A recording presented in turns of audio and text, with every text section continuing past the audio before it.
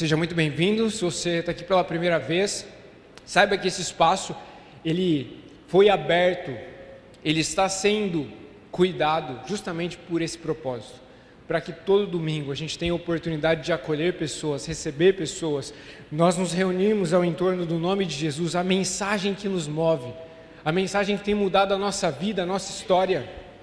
E a gente hoje vai estrear uma nova série de mensagens, Cartas à Igreja. Cartas à Igreja. Quero dar as boas-vindas também para todo mundo que acompanha a gente pela transmissão. Você pode se juntar a mim, dar um forte aplauso para a gente acolher as pessoas na transmissão. Que massa! A gente vai estrear essa série de mensagens aqui na Multi. A gente se reúne, a gente desenvolve reflexões assim, em torno de coletâneas, séries. E hoje nós vamos estrear Cartas à Igreja, uma série que vai falar sobre verdades autênticas e fundamentos inegociáveis.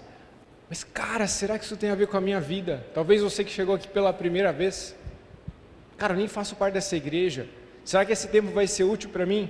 Verdades autênticas, fundamentos inegociáveis. Sabe, quando a gente pensa em igreja, geralmente nós assimilamos a estrutura da igreja. A gente pensa no prédio, a gente pensa numa organização, mas igreja tem relação direta com gente. Então, cartas para você, cartas para mim. Massa? Eu espero que você tenha sido realmente bem acolhido, do estacionamento até o Kids, tudo que a gente faz aqui é movido pelo nosso amor a Jesus, sabe? A gente leva isso muito a sério. A gente diz que na Multi o nosso coração, ele bate por desenvolver ambientes irresistíveis, acolhedores. Jesus, ele era irresistível. Jesus era um homem que acolhia as pessoas, que gerava ambientes de oportunidade para que convites fossem estabelecidos. Sabe, eu espero que você tenha se sentido acolhido até aqui. Eu estava me lembrando, quando a gente se mudou para cá, a gente começou a organizar algumas coisas que de fato ainda não tinham sido organizadas. Por exemplo, a nossa referência no Google, sabe, nosso endereço. E eu lembro que quando a gente finalmente organizou tudo isso, cravou aqui nesse endereço, aqui é a Igreja Multi. A gente colocou as melhores fotos, a gente colocou uma descrição da igreja. E o primeiro review que a gente recebeu foi um hate. Cara, foi frustrante. A gente colocou lá com maior expectativa. Nossa, agora muitas pessoas vão saber que a Multi está num novo espaço, que tem infraestrutura para as crianças, que a gente está sonhando, e a gente caprichou lá e jogamos no Google. E aí veio um hate. Sabe o que é o louco? O comentário, o review que foi feito era de uma pessoa que sequer tinha frequentado a igreja em algum momento, ou sequer conhecia alguém da nossa comunidade. Então era uma crítica meio ácida, assim, meio injusta, sabe? Mexe lá no fundo do seu coração, principalmente se você for da Multi. Eu lembro que a gente jogou lá no grupo do WhatsApp e falou, cara, alguém conhece essa pessoa? Que experiência maluca essa pessoa teve na nossa igreja, que ela desceu o hate, desceu o cacete na igreja, lá no Google. Acabou que a gente jogou umas melhores fotos e veio a review péssima. Um lugar horrível, nada acolhedor. E a gente, uou, mas você nem veio aqui. Como assim? Como é que você está avaliando uma coisa sem propriedade? Enfim, a gente orou por essa pessoa, para Deus mandar uns raios. Brincadeira. Não? Não. A gente orou por essa pessoa, mas aí eu tive uma ideia. Falei, não, esse negócio vai ficar assim não. Nós vamos pegar aqui um movimento de... Já assistiram o filme Dois Filhos de Francisco? Que eles ligavam na rádio para recomendar a própria música? Foi mais ou menos isso. Mobilizamos nossos amigos, nossos familiares, chamamos algumas pessoas, falando assim, nós temos uma missão, a gente vai falar bem da nossa igreja, vamos lá no Google e vamos encher de comentário positivo. Aí aquilo que estava mal avaliado, estava lá com uma estrelinha, comentário zoado, de repente começou a ranquear melhor a igreja no Google, as estrelinhas subiram, eu falei, nossa, que legal, que fácil. É só chamar minha mãe para escrever sobre a igreja, que resolve. E aí eu fiquei pensando nesse movimento, sabe por quê? O quão fácil é a gente avaliar alguma coisa que a gente faz parte, ou que a gente gosta, ou que a gente colocou a mão, a gente gastou energia, a gente colocou ali um certo empenho para que aquilo viesse se tornar uma realidade. Quão fácil é falar bem do que a gente faz? Ou quão fácil é falar bem do que a gente gosta ou de quem a gente acha que a gente é? É muito fácil. Numa conversa, num diálogo rápido, ixi, você tem assunto para horas. E aí, enquanto eu estava pensando nessa experiência toda, me veio assim um desejo, uma curiosidade, de imaginar o que Jesus diria sobre a multi. Fiquei pensando, cara, que massa. Os voluntários foram lá, escreveram coisas incríveis, chorei de um olho só. Mas o que Jesus diria? Que tipo de review Jesus faria sobre a multi? Como seriam os comentários de Jesus sobre a nossa igreja? Tiago, ainda não entendi, porque, sabe, eu não sou parte da multi, vai chegar algum momento dessa reflexão que vai acertar o meu coração, assim. Deixa eu dizer uma coisa, aplique essa dinâmica à tua vida, aos teus relacionamentos. Como é que Jesus avaliaria você? Que tipo de review Jesus faria sobre a sua vida, sobre os seus relacionamentos, sobre a sua família, sobre o seu estilo de vida, sobre as suas prioridades? Parece que o jogo muda. A gente engole seco, a gente começa a pensar: como é que Jesus avaliaria a gente?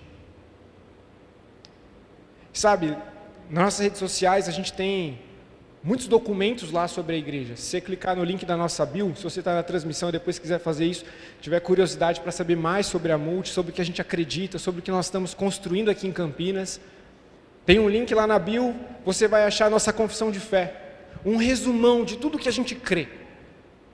Você vai achar o projeto da igreja. E sabe, lá no projeto da igreja, a gente tem algumas frases ousadas. Olha que interessante.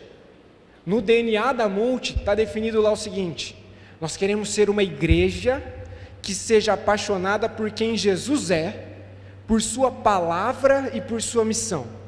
Sabe, na prática, uma igreja realmente preocupada, que está com foco naquilo que Jesus pensa, naquilo que Jesus diz, naquilo que Jesus ordena, naquilo que Jesus oferece. É tudo sobre Jesus. Olha que lindo no projeto, é tudo sobre Jesus. Aí eu fiquei pensando, imagina se Jesus entra no nosso Instagram, clica no link da bio, e antes de avaliar a gente, ele começa a ler aquilo que a gente diz sobre a gente. Cara, nós somos uma igreja apaixonada por quem Jesus é. Eu fico imaginando Jesus olhando assim.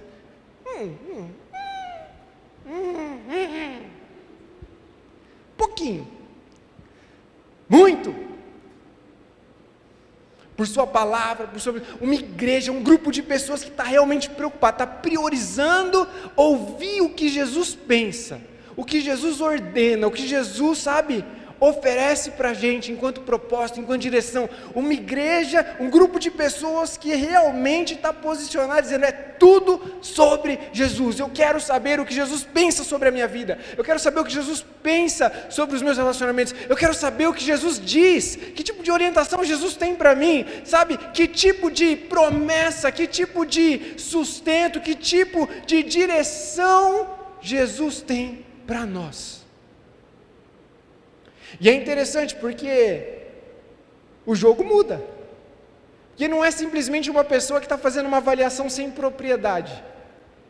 A gente está elevando o nível dessa avaliação. É alguém que conhece não só as estruturas, não só tudo aquilo que a gente tem organizado, mas sonda os nossos corações. Sabe o que está no íntimo do nosso ser. É o dono, é o patrão avaliando a firma. Tem um seriado muito massa, é o Chefe Disfarçado, né? Fico imaginando Jesus disfarçado entre nós, avaliando a nossa vida, olhando e podendo dar feedback. Essa série é sobre isso.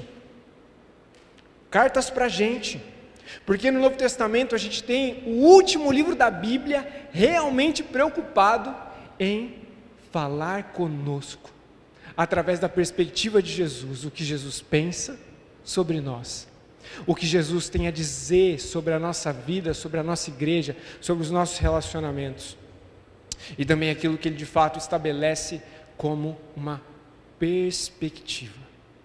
Vocês estão curiosos? Talvez eu falei Apocalipse e você já gelou aí a espinha.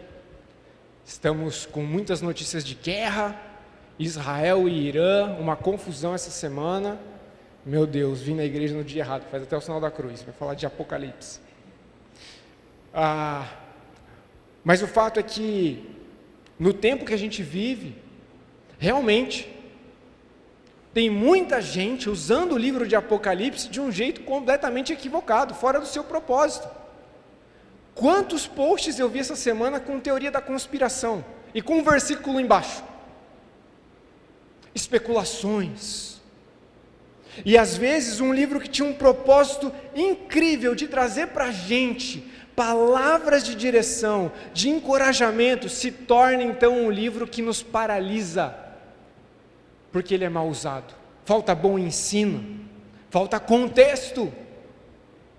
E o livro de Apocalipse, ele é um livro muito legal, porque ele estabelece duas coisas fundamentais que todo ser humano precisa. Todo ser humano precisa de referência. Referência. Ter referência para estabelecer decisões, ter referência para estabelecer como modelos ideais, para se viver, para se relacionar. Uma referência autêntica do que significa viver, do que significa se relacionar, do que significa ser igreja, do que significa ser comunidade. Referência. O livro de Apocalipse traz isso para a gente. Primeira coisa fundamental é referência, mas a segunda é perspectiva. É perspectiva. O que a gente mais precisa nesse início de série de mensagens é redefinir a forma como você pensa acerca do livro de Apocalipse. Esse é um livro que traz uma referência para nós, uma firme referência, uma referência que vale a pena estabelecer para a nossa vida e para os nossos relacionamentos, e uma perspectiva. O livro de Apocalipse, ele traz uma perspectiva que lança fora todo medo, que pode enxertar esperança nos nossos corações, mesmo quando está todo mundo falando, e aí, será que vai ter bomba atômica? Será que o Brasil, se o presidente falar alguma coisa, e se ele se envolver nessa treta, e aí, ó, o cara lá lançou uma profecia, agora a guerra estoura. Eu vi vários posts assim, hoje à noite, vai ter surpresa, agora é o fim, todo mundo especulando. Sabe o que é legal? Jesus disse, quanto ao dia, quanto à hora do meu retorno, ninguém sabe. E é interessante colocar um outro parênteses. Jesus, ele afirma que o momento em que ele retornasse seria marcado por uma época de distração, de descrença, de ceticismo. Ele compara com os dias de Noé. Você sabia disso? Fala assim, vai ser como na época de Noé. Vai estar todo mundo casando, fazendo festa, seguindo a vida, no piloto automático, e de repente, a história vai experimentar uma interferência, um novo começo. Jesus volta, nós cremos nisso, está lá na nossa confissão de fé também, se você quiser se aprofundar mais sobre isso. Mas o livro de Apocalipse, ele é um livro extremamente prático, porque ele estabelece referência para a gente, perspectiva. Nesse sentido, ele é muito prático. É uma carta que não foi escrita para paralisar ninguém, para assustar ninguém, mas para trazer consciência, para trazer esperança e direção. E a gente decidiu iniciar essa série baseada no livro de Apocalipse, porque essa referência e essa perspectiva, elas estão orbitando no livro de Apocalipse em 3 questões principais. Primeiro, quem é Jesus? Nós vamos ter uma referência clara de quem é Jesus. Nós vamos ter uma referência clara de que tipo de gente Jesus nos chamou para ser. Que tipo de vida Ele está chamando a gente para cultivar. Que tipo de relacionamento Ele espera que a gente estabeleça e que a gente de fato desenvolva. E não só isso. Perspectiva para que a gente tenha a postura certa diante de um mundo tão caótico. em que cada hora aparece um trazendo uma má notícia. Tem alguém que ficou saturado de má notícia essa semana no Instagram? Ou foi só meu algoritmo que mandou um monte de coisa para mim? Cara, quanta má notícia! E às vezes a gente perde a perspectiva quando tem muita má notícia circulando. E a gente perde de fato aquilo que realmente importa de vista. E o livro de Apocalipse foi escrito para que a gente tenha a postura certa diante da vida, mesmo diante dos dilemas, mesmo diante das pressões. E sabe, não se engane, a perspectiva que você tem sobre Jesus, a perspectiva e a referência que você tem sobre a igreja, a perspectiva que você tem em relação ao futuro, se você é uma pessoa fatalista, isso vai influenciar diretamente na qualidade da sua vida, dos seus relacionamentos, da sua fé e do seu testemunho. A visão que você tem sobre Jesus, a referência que você tem sobre a igreja e a perspectiva que você tem em relação ao futuro, vai modelar a sua postura, vai modelar a forma como você vive, o que você faz e o que você deixa de fazer. E graças a Deus, porque nós temos esse último livro da Bíblia, servindo a esse propósito de reorientar as nossas referências e a nossa perspectiva. E eu queria orar por nós nessa noite, para que esse seja de fato o resultado dessa conversa em torno dessa carta tão preciosa. Deus, eu oro agora no nome de Jesus, para que o Senhor traga sobre nós a referência que nos falta. Talvez cada pessoa aqui tenha uma necessidade diferente. Pai, eu oro para que o Senhor traga perspectiva, e que essa série de mensagens possa ser realmente extraordinária, que a cada domingo a gente possa sair daqui com uma postura mais firme diante da vida, uma postura mais firme diante dos desafios, não como quem se esconde, mas quem diz avante, e segue em frente, no nome de Jesus, amém. Pastor, se depender de Apocalipse, para eu ter uma referência clara, e uma perspectiva clara sobre alguma coisa, eu estou enrolado. Talvez você é alguém que já ouviu algum texto de Apocalipse, ou se arriscou a ler a Bíblia, talvez você já leu o Apocalipse inteiro, mas o fato é que é um livro meio complexo, se a gente for honesto, tem um monte de simbologia lá, tem um monte de símbolo, tem um monte, sabe, de paralelos que são estabelecidos nessa carta, que às vezes são difíceis de entender. E se você tem uma preocupação parecida com essa série é para você, porque finalmente Apocalipse vai fazer sentido. Posso ouvir um amém? Yes! Sabe, a gente não vai falar sobre especulação, a gente não vai ficar especulando nada, a gente vai manter os nossos olhos fixos naquilo que é prático e naquilo que de fato pode trazer para a gente a referência e a perspectiva para que a nossa postura seja uma postura que de fato faça a diferença. Massa? Olha que interessante, se você já lutou com Apocalipse em algum sentido, para entender Apocalipse, cara, que difícil Apocalipse. Tem um teólogo que eu gosto muito, Eugene Peterson, ele dizia assim, olha, realmente, entender essa carta no Novo Testamento, a carta de Apocalipse, pode ser muito difícil num primeiro momento, porque João, que escreveu essa carta, além dele ser pastor, ele era um grande poeta, ele era um apreciador de metáforas, de símbolos, de imagens, de alusões, e ele também escolheu usar muitos símbolos, porque naquele contexto havia uma perseguição intensa contra a igreja. Então, para essa carta sair da ilha de Patmos, que é onde ela foi escrita, e ser enviada e chegar às igrejas da Ásia, ela precisava ser codificada, ter alguns símbolos, porque senão ela ia ser barrada e não ia chegar no destinatário dela. Então sim, às vezes pode ser complexo entender Apocalipse, mas acima de tudo, o Eugene Peterson diz, João, o apóstolo João era alguém que amava Jesus, a Bíblia dá testemunho disso, João era o melhor amigo de Jesus, ele amava Jesus e não só isso, ele amava a igreja. Então tudo que está ali em Apocalipse foi registrado com essa perspectiva de servir Jesus e a igreja. E aí o Eugene Peterson diz, olha, de fato, Apocalipse pode até ser difícil de entender no primeiro momento, mas quando a gente mergulha nessa carta, e há bom ensino, nós descobrimos finalmente que tipo de gente Deus espera que a gente seja. Que tipo de Deus é esse? E como é que Deus está cuidando da história da humanidade? Para onde é que essa história está trilhando? Para onde é que essa história vai de fato ser concluída? Qual a conclusão dessa história? Quantos sabem o que significa Apocalipse? Levanta a mão, vamos lá, sacode a poeira. Boa. Quantos sabem o que significa? Tem 3 pessoas abençoadas que sabem. Para a gente entender melhor o propósito dessa carta, a gente pode usar o próprio nome de Apocalipse como uma pedagogia interessante. Apocalipse é uma palavra grega, você sabia disso? O Novo Testamento ele foi escrito em grego. E para muita gente, no grego, Apocalipse significa, sabe o quê? Corre!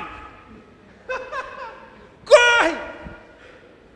Mas sabe o que Apocalipse significa? Revelação, referência, perspectiva. Essa carta ela foi escrita em 95 depois de Cristo. E ela foi enviada para as principais igrejas na região da Ásia. Grandes centros urbanos eram alvos dessa carta. E o período era de muita perseguição, muita confusão. Tinha um imperador maluco no poder naquela época, o imperador Domiciano.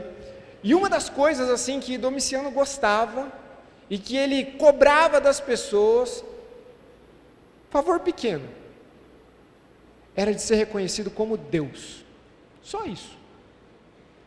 O cara queria ser reconhecido como Deus. Então, esse negócio de Jesus, esse negócio de igreja, era uma ameaça para o projeto de poder desse homem. E ele já tinha ido atrás da igreja, já tinha ido atrás de vários dos apóstolos. E João é o último apóstolo vivo. A gente vê claramente que na região ali da Turquia, existiam igrejas que tinham sido plantadas pelo apóstolo Paulo. O evangelho, as boas notícias sobre Jesus tinham se espalhado. E o movimento de perseguição estava afetando todas essas comunidades, todas essas pessoas. E assim, poucas pessoas, olha só, poucas pessoas ainda tinham a emoção dos primeiros dias.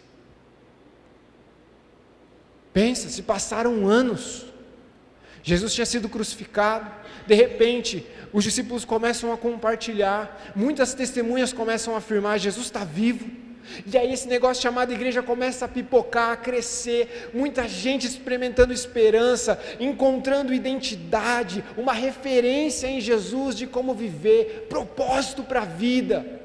E o pau torando, uma confusão, a igreja também debaixo de perseguição, mas havia amor, havia um zelo, havia esperança. Os discípulos tinham visto Jesus vivo. O que para alguém que viu alguém que tinha sido morto pelo Império Romano, e de repente a descoberta, uau, Jesus venceu não só o pecado, mas a morte também. Havia muita adrenalina, a igreja estava viva naquela época, mas os anos vão se passando, e aos poucos, muitos pontos de interrogação.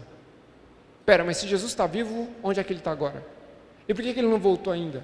Ele disse que o tempo era próximo. E parece que vai acontecendo um esfriamento, a igreja vai sendo peneirada, muitas pessoas começam a rever a fé, um processo de desconstrução também. Muitos cristãos já tinham sido perseguidos, presos, condenados, mortos. Tinha medo no contexto em que Apocalipse foi escrito, sabia? Medo. Cara, será que Deus está no controle mesmo da história? E se o Trump apertar um botão? Não era isso que ele estava preocupado. Mas cara, será que Deus está no controle da história mesmo?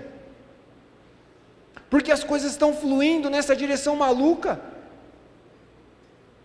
Todos os apóstolos tinham sido mortos, com exceção do apóstolo João. Todos os apóstolos tinham sido torturados, tinham enfrentado mortes horríveis. E o apóstolo João era o último apóstolo vivo, a última testemunha ocular do ministério de Jesus, dos ensinos de Jesus, era a última testemunha ocular. E a tradição diz para nós que, do ponto de vista histórico, tentaram matar o apóstolo João, mas o bichinho era brabo, foi sobrevivendo a tudo quanto é tortura, até que ele foi exilado na ilha de Patmos. E aí, essa ilha que ficava ali além da costa da Turquia, se torna um local em que João vai, se retirar. Ele vai ter tempo de qualidade com Deus, mesmo em meio ao sofrimento e à dor. E Deus vai começar a ministrar o coração de João, porque não só João precisava de referência e de perspectiva, mas a igreja precisava, e o mundo precisa de esperança.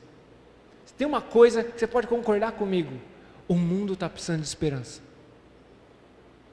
E Apocalipse é uma carta escrita para igrejas reais, é uma grande carta que tem pequenas cartas dentro dela, que foram enviadas para igrejas reais específicas na região da Ásia, mas que é considerada uma carta temporal, porque se trata de verdades autênticas e de fundamentos inegociáveis, que podem e devem ser aplicados nas nossas vidas, em toda igreja, qualquer canto, qualquer nação, qualquer cultura. Sabe, é legal porque muitas pessoas têm medo de Apocalipse. E sabe como é que Apocalipse começa? Apocalipse começa com uma promessa. Quando a gente olha para o início de Apocalipse, a gente tem essa definição: feliz, você pode ler comigo? Feliz é aquele que lê as palavras dessa profecia. Felizes são aqueles que ouvem a sua mensagem e obedecem ao que ela diz, pois o tempo está próximo. Tem uma outra tradução que diz: feliz é aquele que medita em voz alta, que lê em voz alta nessa carta. Apocalipse começa com uma promessa: cara, eu quero ser feliz, eu quero desfrutar de esperança. Apocalipse é de fato uma carta para você, uma carta para mim. E hoje nós vamos olhar para a primeira carta. Apocalipse é uma grande carta, mas ela tem divisões, são pequenas cartas dentro de uma grande carta. E a gente vai olhar para Apocalipse capítulo 2, se você tem Bíblia aí na sua casa, se você tem Bíblia aqui, você pode acompanhar a leitura também. Não é difícil não, vai até o final da Bíblia, é um pouco antes dos mapas. É isso, você vai achar. Apocalipse capítulo 2, versículos 1 a 7, a primeira carta escrita para uma igreja chamada Éfeso.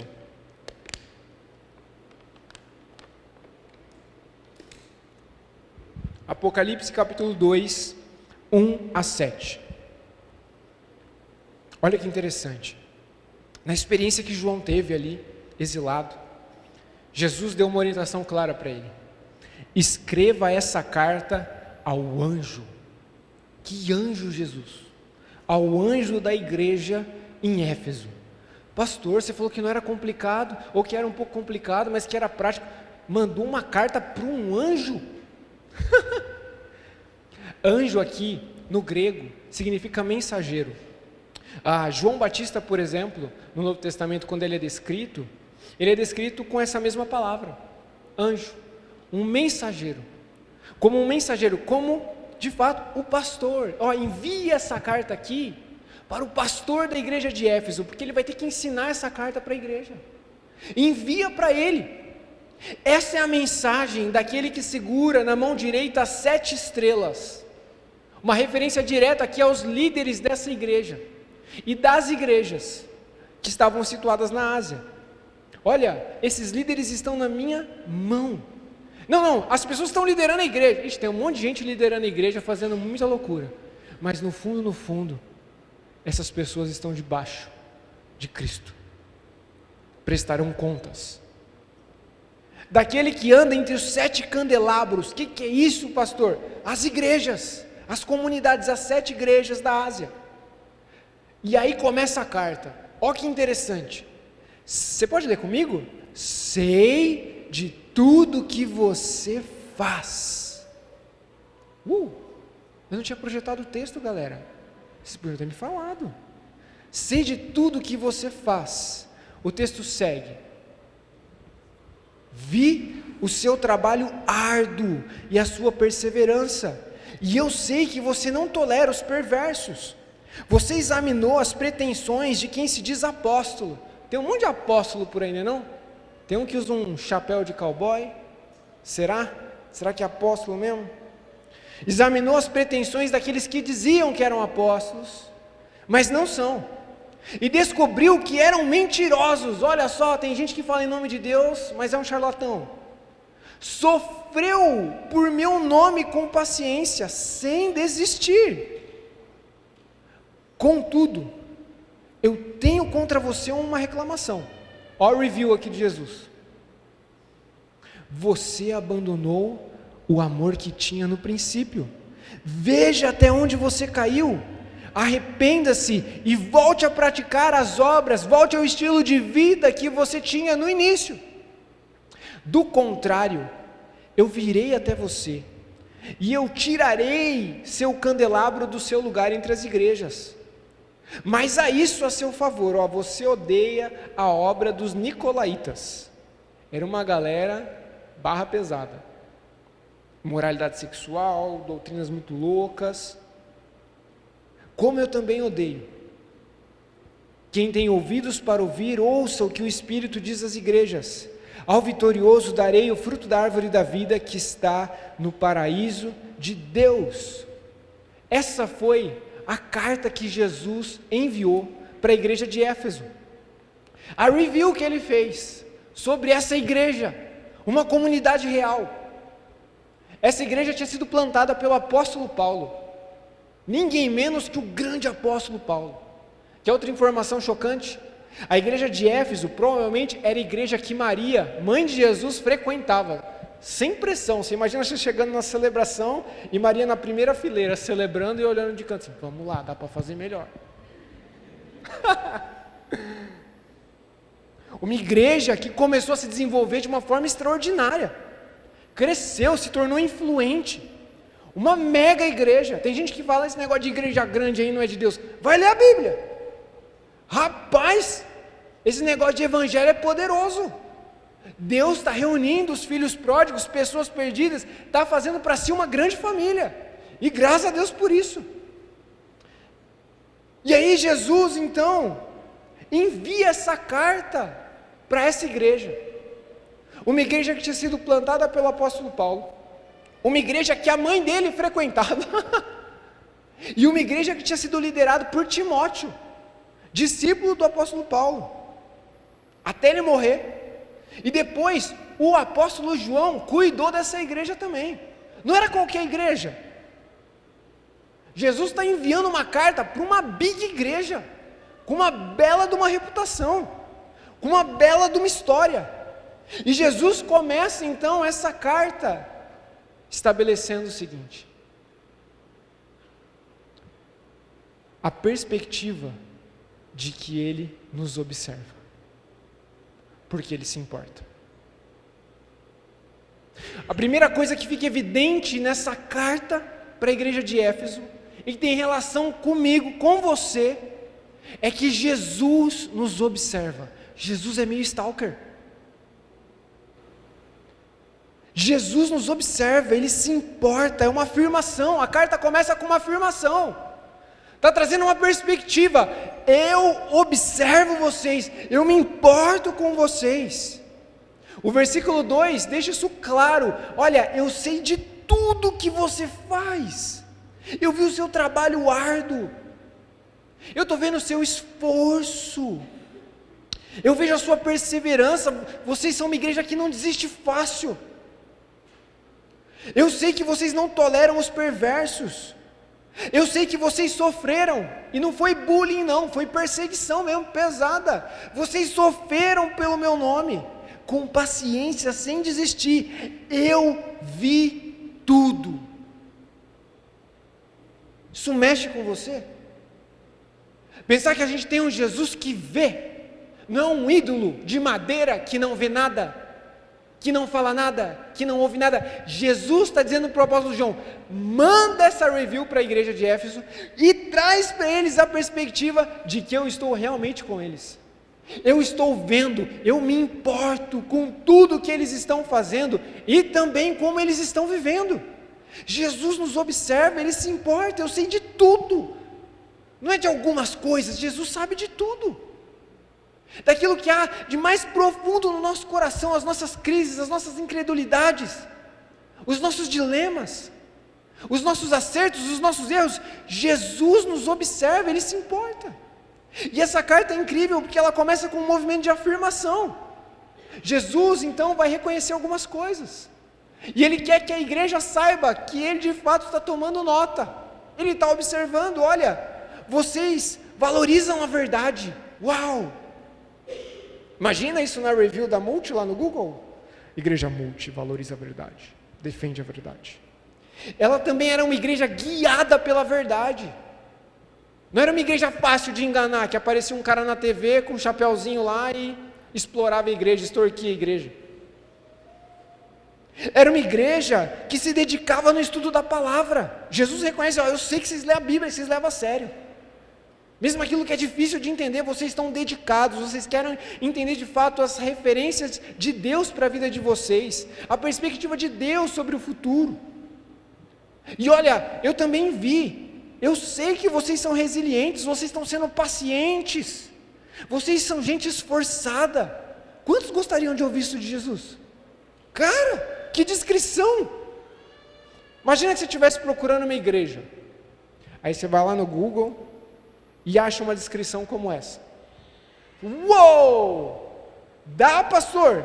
Uma igreja que valoriza a verdade, que defende a verdade, era uma igreja guiada pela verdade. Olha lá, os comentários nos posts, caramba, essa galera é muito dedicada, está estudando a Bíblia, é gente resiliente, é gente paciente, uma comunidade esforçada que faz a diferença onde está. Uau, que igreja é essa?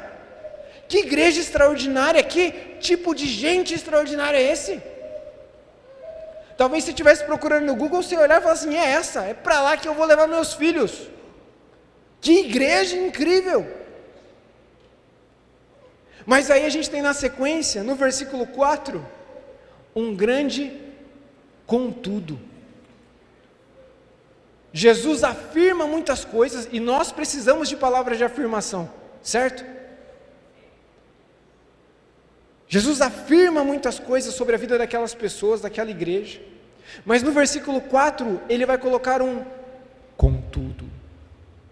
Olha, eu vi muita coisa massa na vida de vocês, eu vi muita coisa massa no estilo de vida de vocês, eu vi muita coisa incrível, inspiradora, uau, na história de vocês, mas contudo, você imagina ouvir isso aqui de Jesus agora?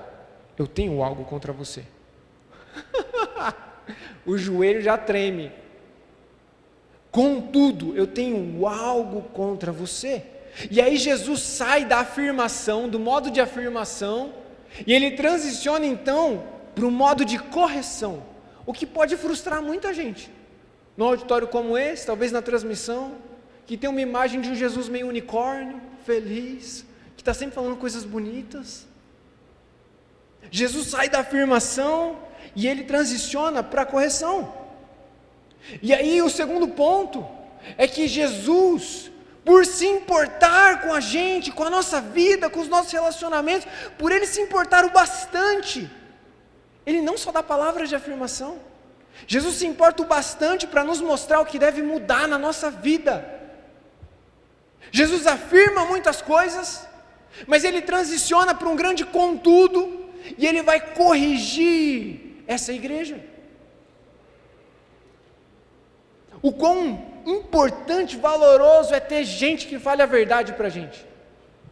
Gente autêntica, amizades autênticas, que não tem medo de sair no prejuízo em conversas difíceis, mas ajudar o amigo, o irmão, o esposo, a esposa, a ver os pontos cegos, ou os pontos que não são tão cegos assim, mas a gente vai e insiste, bate a cabeça.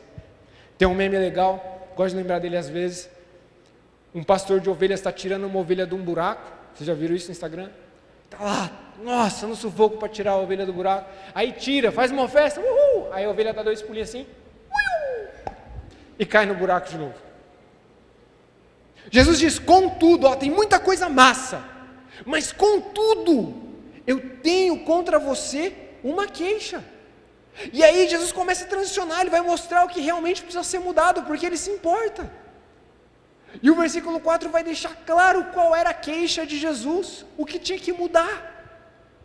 Jesus diz, olha, você abandonou o amor que tinha no princípio.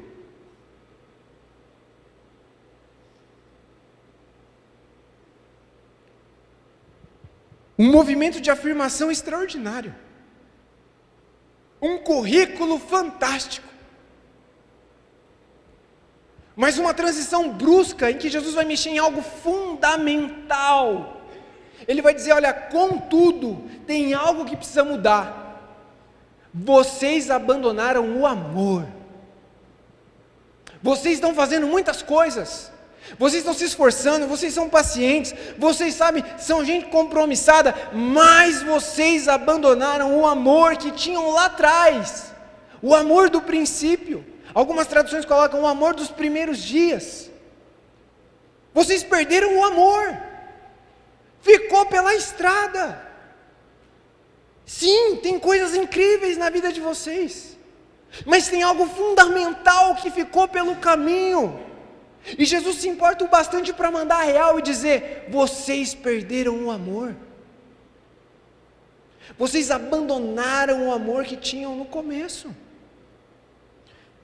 E é interessante porque essa igreja que recebeu essa carta era uma igreja que estava na terceira geração, provavelmente, de crentes.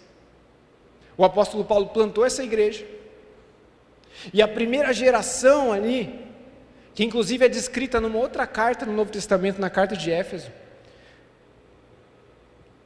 A gente tem, por exemplo, em Atos, capítulo 19 também, um outro contexto que cita a igreja de Éfeso, como uma igreja que crescia nos primeiros dias, uma igreja que prevalecia. O pau torando, mó confusão, perseguição, crise política, violência, guerra, rumor de guerra, e a igreja crescendo e avançando, linha de frente, vivendo e compartilhando a fé em Jesus de maneira autêntica. Essa é a igreja que está recebendo essa carta, que nos seus primeiros dias era uma igreja relevante, era gente relevante que tinha convicção de identidade, de propósito, que tinha referência clara, tinha fundamentos sólidos, e que tinha perspectiva de quem Jesus era e do que Jesus chamou eles para ser e para fazer. Então uma igreja que está num movimento absurdo, tem tração, eles estão avançando, muita gente sendo salva, encontrando esperança, gente sendo curada, um movimento extraordinário. E o apóstolo Paulo escreve a carta de Éfeso, inclusive elogiando a fé dessa igreja, uma fé inabalável. Ele diz: olha, além da fé inabalável, eu quero elogiar e reconhecer o amor que vocês têm. O quão possível é a gente ter algo e perder algo. Uma igreja que tinha amor, mas que perdeu o amor. Uma igreja que tinha uma palavra de afirmação do apóstolo Paulo no início da história dela: uau, vocês são uma igreja que realmente ama Jesus, ama a cidade, amam uns aos outros, estão num movimento relevante. Uau! O tempo passa, as gerações transicionam, e na segunda e na terceira geração, aí já tem os filhos dos crentes. Quem é filho de crente? Tem algum filho de crente aí? Tem alguns. Chega a vez dos filhos dos crentes tocar a igreja para frente.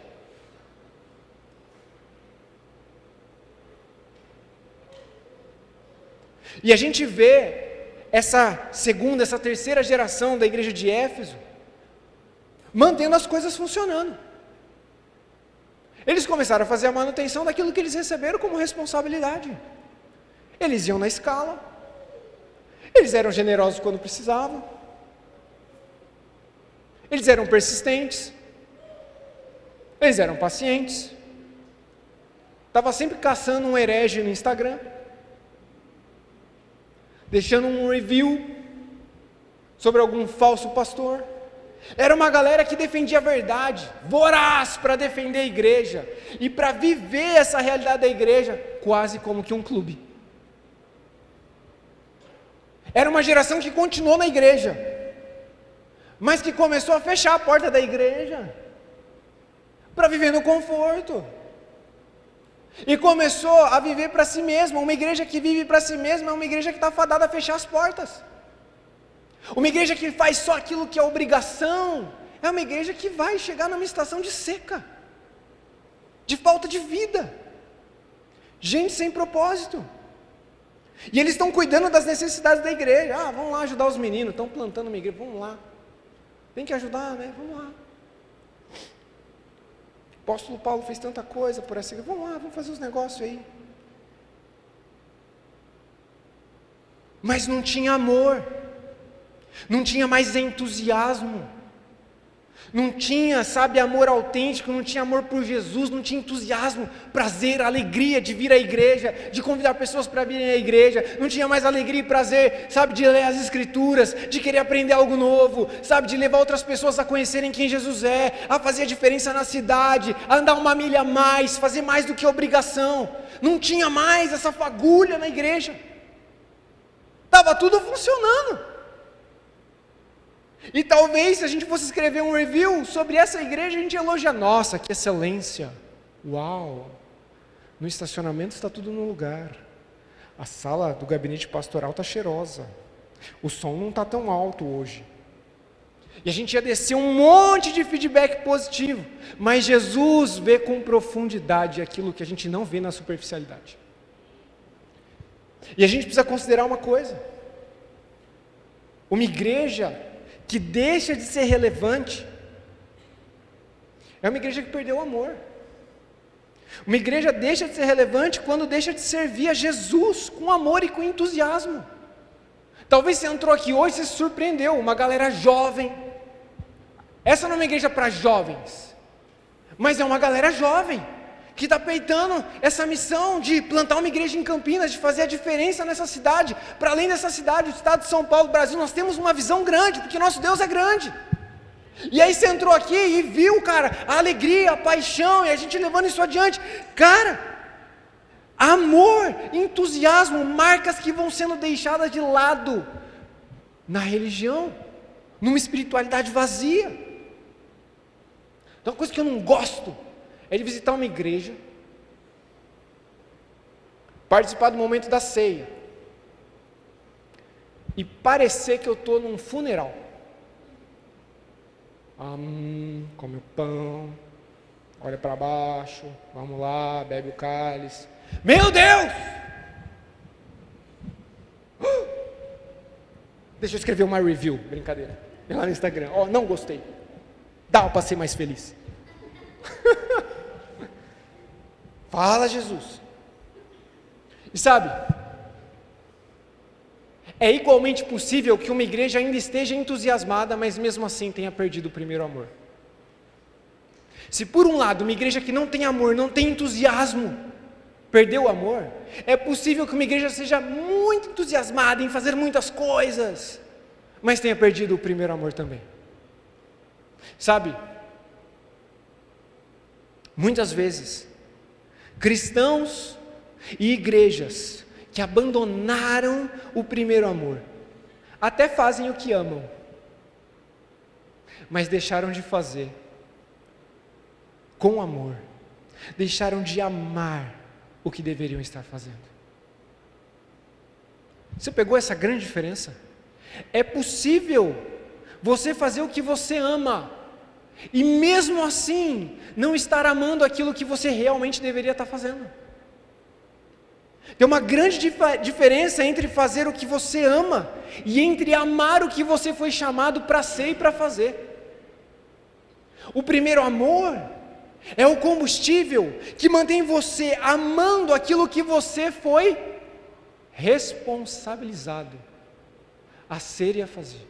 O primeiro amor é aquilo que te mantém consciente de propósito, e você faz mesmo quando não é a sua obrigação, e você faz mesmo quando não é a sua preferência.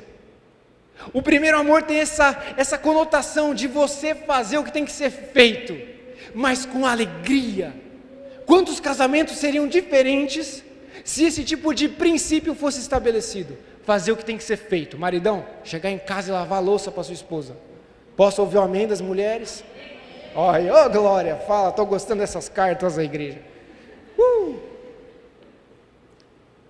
Olha que legal, Francis Chan, ele diz o seguinte: muitos de nós tomamos decisões com base no que nos traz mais prazer.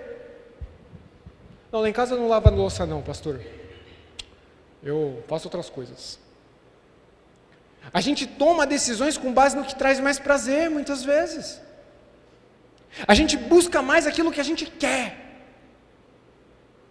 E essencialmente a gente tem uma facilidade, a gente é conduzido naturalmente a saber o que Deus tolera, até onde eu posso ir, não fazendo o que eu tenho que fazer, Ou até onde eu posso ir fazendo o que eu quero fazer, sabendo que talvez não seja bem pecado? Muitas vezes a gente está mais preocupado em saber o que Deus tolera, do que aquilo que Deus deseja. Para pensar nisso, essa igreja está recebendo uma review de Jesus. E Jesus está dizendo, vocês fazem muitas coisas. Vocês gostam de perseguir falso mestre, falso pastor no Instagram. Vocês gostam de estudar as palavras no original das Escrituras. Vocês defendem a fé, vocês fazem a manutenção do templo, da igreja. Mas vocês abandonaram o primeiro amor. E a gente tem então a capacidade de estabelecer uma referência de que tipo de igreja Jesus está chamando a gente para ser. A igreja que a gente deve ser, o tipo de gente que a gente deve ser, que deve ser edificada, deve ser construída. É uma igreja que crê e que defende a verdade, sim.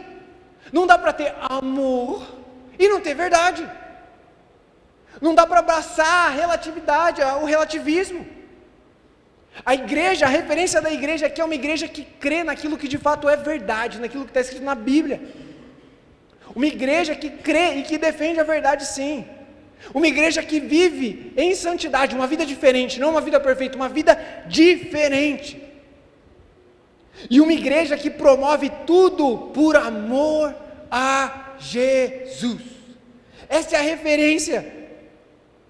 A igreja deve ser uma comunidade que crê na verdade, que defende a verdade, que vive em santidade, que não se mistura com aquilo que desagrada a Deus, que traz prejuízo para os nossos relacionamentos. Tem que viver diferente, mas não tem que viver isolado. Não tem que viver de maneira apática ou se escondendo num buraco toda vez que vê uma má notícia no jornal. A postura que Jesus espera que a gente tenha é uma postura de alguém que se move por amor. Por amor. Uma igreja que não experimenta, que não promove ações transbordantes de amor, está morta. Pode subir alguém aqui em cima e falar muita coisa profunda, está morta. Uma igreja que não ama, morreu. Está precisando de um choque para ver se levanta. E ainda que essa igreja continue com as portas abertas, ali a gente insiste em tentar manter as portas abertas. Uma igreja sem amor, ela vai virar um museu. E aí, a porta pode estar aberta, mas isso não significa que ninguém vai entrar. Tem evidências empíricas. Quando a gente olha para a história da igreja, por exemplo, na Europa, nos últimos anos, saltos de 1 ou 2 gerações, como foi o caso da igreja de Éfeso, foi suficiente para as igrejas fecharem. A primeira geração empolgada com esse negócio de viver e compartilhar a fé em Jesus, empolgada, se doando, construindo, sonhando, tentando impactar a cidade. Aí vem os filhos dos crentes. E muitas vezes, uma geração apática, uma geração despreparada, é uma geração que foi negligenciada. Esse foi o pecado do povo de Israel no Antigo Testamento muitas vezes. Não prepararam a próxima geração, não investiram na próxima geração. Mas eu invisto tanto no meu filhinho, minha filhota. Pode ser que você esteja mimando o seu filho e sua filha e não preparando ele ou ela. E aí tem um registro muito interessante, que não está em Apocalipse, mas é um texto, a tradição reconhece, a história reconhece que o apóstolo João, ele cuidou dessa igreja de Éfeso por um tempo. E na tradição acredita-se que João, em uma das suas últimas oportunidades de falar com essa igreja, de ensinar a Bíblia, de falar sobre Jesus, deram o microfone para ele, falaram: João, está aqui, tu andou com Jesus, você aprendeu direto de Jesus, o que você aprendeu? Qual que é o resumo daquilo que realmente você aprendeu e que você gostaria que a gente passasse para a próxima geração? Momento de suspense, João vai caminhando até a frente da comunidade, todo mundo esperando um grande sermão, e a tradição diz que João falou assim: amem uns aos outros e amem a Jesus. E ele se sentou.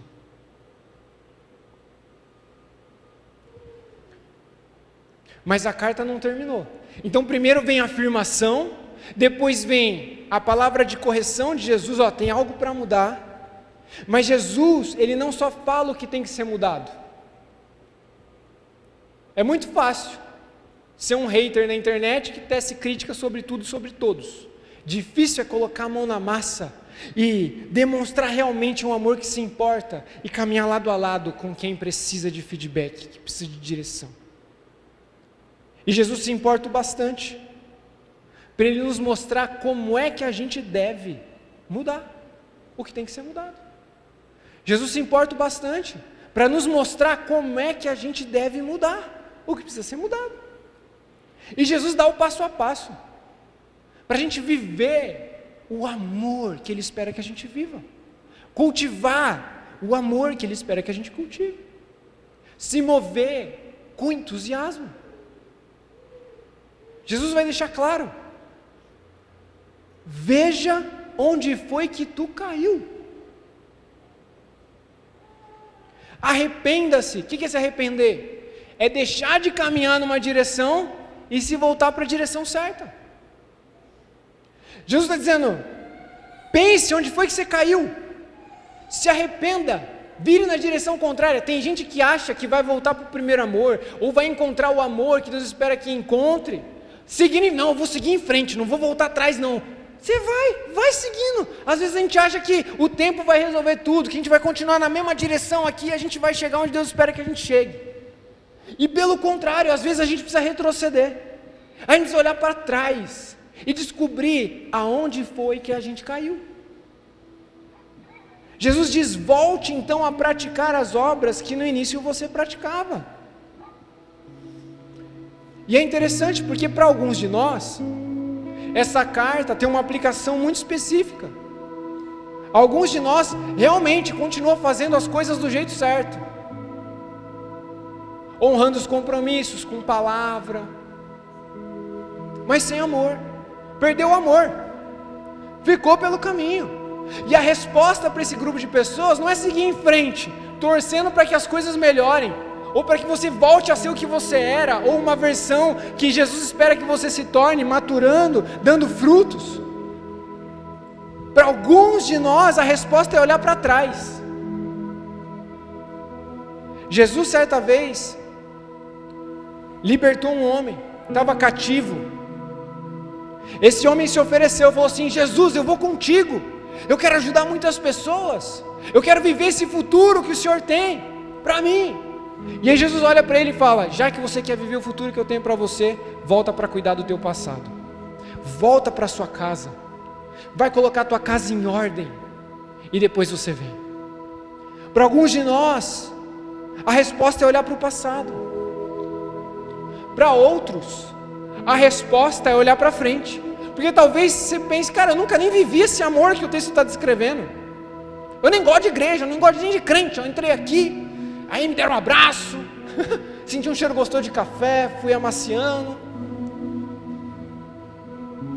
Para esse outro grupo de pessoas, a resposta é: adiante existe uma identidade, existe uma referência e um tipo de perspectiva que vai modelar o novo de Deus para a sua vida, para os seus relacionamentos. É uma dinâmica muito interessante. A carta, ela pode ser aplicada tanto para quem já conhece Jesus, que está vivendo uma vida equilibrada, mais seca de amor, e para pessoas que ainda nem colocaram a fé em Jesus, que podem ouvir: tem um outro tipo de vida, um outro tipo de relacionamento, um outro tipo de comunidade, tem um outro tipo de propósito para você viver, e tudo isso é fundamentado no amor. O amor é fundamental. Sabe, para esses dois grupos de pessoas tem uma ilustração que se encaixa perfeitamente. Como é que se parece alguém que vive a vida, se relaciona como se o amor fosse realmente fundamental?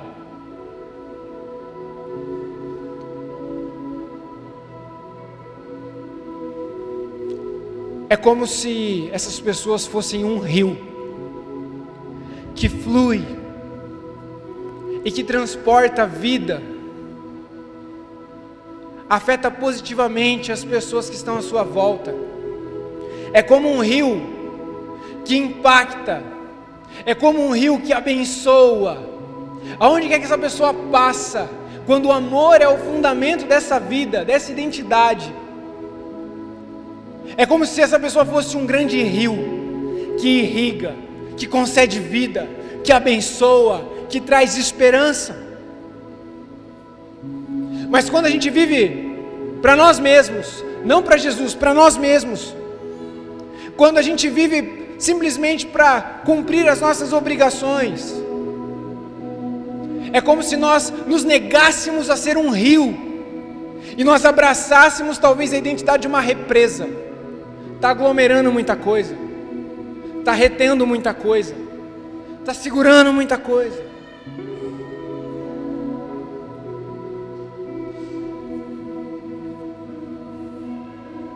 A igreja de Éfeso, que recebeu essa carta, era uma igreja que tinha virado uma represa. Estava tudo certo, mas estava tudo errado. Estava tudo bem, mas estava tudo zoado. Uma represa. Eles estavam lendo a Bíblia, mas era um fim em si mesmo. Estavam cumprindo a obrigação, estavam aprendendo mais informação. Eles oravam, mas era um tipo de oração meio entediante. Eles cantavam, mas nossa, vamos lá. Eles defendiam a verdade, mas eles não amavam as pessoas com quem eles dialogavam. A gente diz aqui na Multi que a nossa missão é viver e compartilhar a fé em Jesus. É receber vida de Deus, receber vida das Escrituras, receber vida da celebração, mas transbordar. A gente começa a semana junto por causa disso. Nós estamos recebendo para transbordar na segunda, na terça, na quarta, na quinta, na sexta, para a gente sair por aí representando Jesus, de fato, com uma vida cujo fundamento é o amor. E sabe, é impossível. A grande verdade é que é impossível viver e compartilhar a fé em Jesus de maneira autêntica se não for por amor.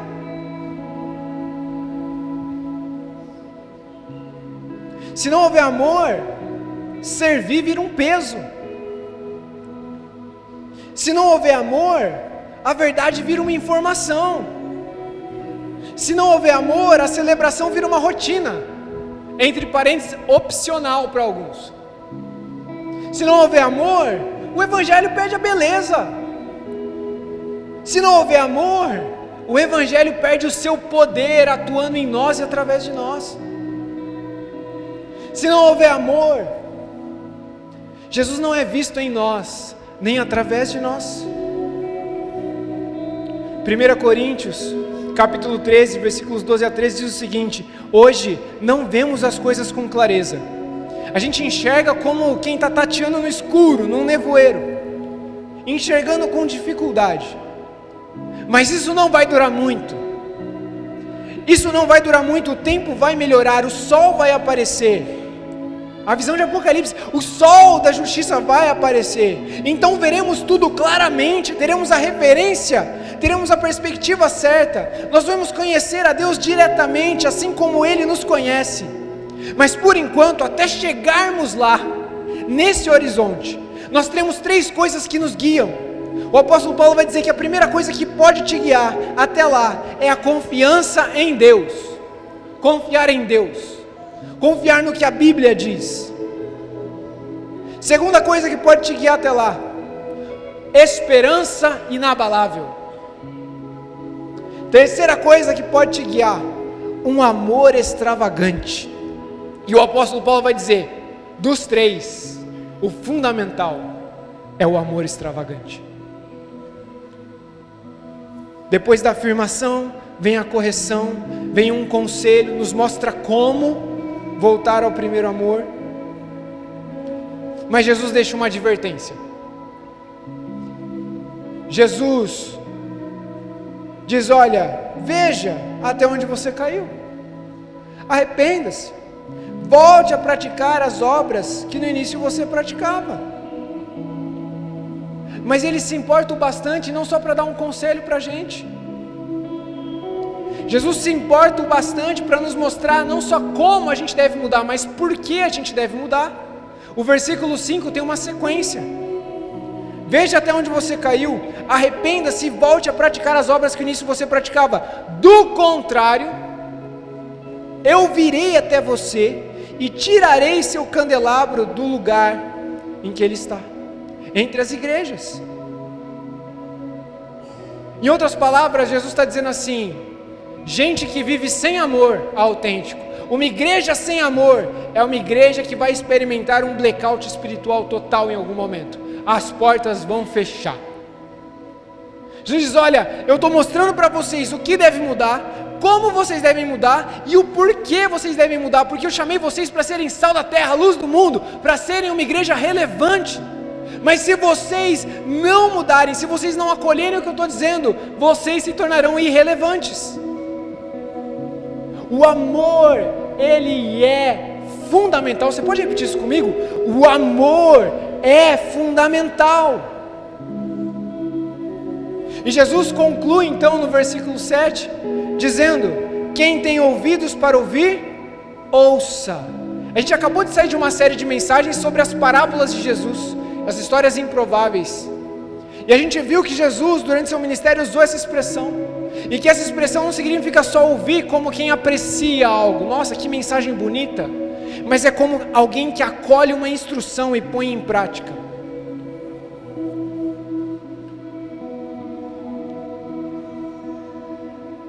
O amor a Jesus, o amor à igreja, não se evidencia por apenas aquilo que nós falamos, nem por aquilo que a gente faz simplesmente, mas por que a gente faz o que a gente faz e como a gente faz o que a gente foi chamado para fazer. Queria te convidar a ficar em pé junto comigo. Você pode fechar os seus olhos. Eu quero te dar uma oportunidade de conversar com Deus, avaliando a sua vida. Talvez você tenha muitas coisas legais no seu currículo, conquistas até agora. Talvez você tenha feito coisas muito legais em nome de Deus, ou até em seu próprio nome. Mas a pergunta é: você ama Jesus? Você ama a igreja? Você está vivendo sob o fundamento do amor? O amor é fundamental. Você não só faz aquilo que você ama, você faz tudo o que você faz amando essas coisas. 2 Crônicas, versículo 9 do capítulo 16 diz assim: os olhos do Senhor passam por toda a terra, para mostrar sua força àqueles cujo coração é inteiramente dedicado a Ele. Eu espero que Deus esteja te encontrando nesse momento e reconhecendo em você um coração disponível para ser inteiramente dedicado a Ele. Uma vida dedicada, fundamentada no amor. Mas talvez hoje seja o dia de você tomar uma decisão e colocar sua fé em Jesus e decidir sair daqui como quem vai viver a segunda-feira se relacionando com Deus, amando a igreja e servindo a cidade, debaixo de um amor fundamental. Deus, nós queremos te agradecer, porque uma celebração como essa é uma oportunidade. Apesar de Apocalipse não ser uma carta que traz uma perspectiva de medo, é uma carta que serve sim para nos despertar a consciência de que nós não temos todo o tempo que nós achamos que nós temos. É uma carta que nos chacoalha e que nos mostra o que precisa mudar e nos diz: quem tem ouvidos para ouvir, tome decisões. Então eu peço, Deus, para que as decisões certas sejam tomadas nessa noite e para que a gente possa de fato ser gente que vive o amor, que compartilha o amor e que representa Jesus onde quer que a gente vá. Tira um tempo para conversar com Deus antes da gente cantar a última canção. Quero te dar uma última oportunidade, ainda de olhos fechados, Se você é alguém que reconhece que perdeu o primeiro amor, talvez você está seguindo a Jesus há um tempo, mas você está sentindo a rotina pesada, as coisas estão virando uma obrigação, você está precisando de fôlego, eu quero orar por você. Se você é alguém que quer ter fôlego, primeiro amor, eu quero orar por você. Faz um sinal com a sua mão, eu quero orar por você. Deus, no nome de Jesus, nós pedimos, restaura o vigor dos primeiros dias para quem já caminhava contigo e que talvez tenha perdido isso pelo caminho. A agenda engoliu, os compromissos se tornaram um fardo. Traz de novo o prazer dos primeiros dias, que haja arrependimento. Agora, se você é alguém que quer entregar a sua vida para Jesus, eu quero te conduzir a uma oração muito simples. Você pode orar comigo no íntimo do teu coração, ou em voz baixa. Você pode orar comigo: Senhor Jesus, eu peço para que esse momento não seja desperdiçado. Me dá ouvidos para ouvir e me ajuda a colocar toda a minha esperança em Jesus e segui-lo sem olhar para trás, no nome de Jesus, amém.